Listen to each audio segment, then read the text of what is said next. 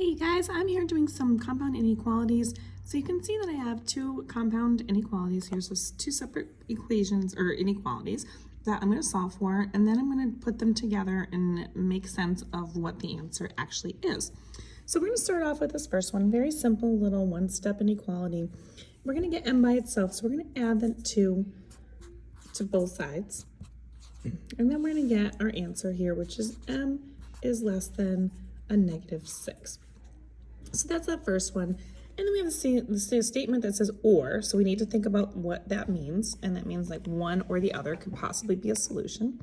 And now here I have another one-step inequality.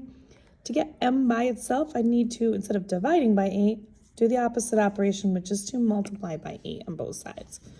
So now those are going to cancel each other out, leaving me with 1m is greater than 1 times 8, which is just going to be 8. So now I have that statement or in between these.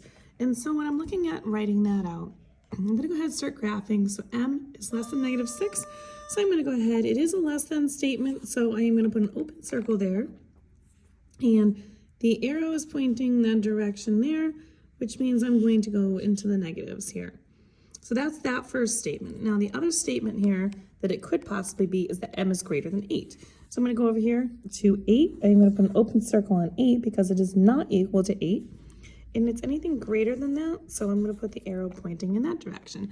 So that's how I would go ahead and graph that and solve it.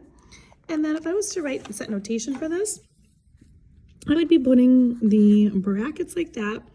I would put x, oh, sorry, not x. I'm going to put m because that's the variable that we're given. And so we're going to put m real on this.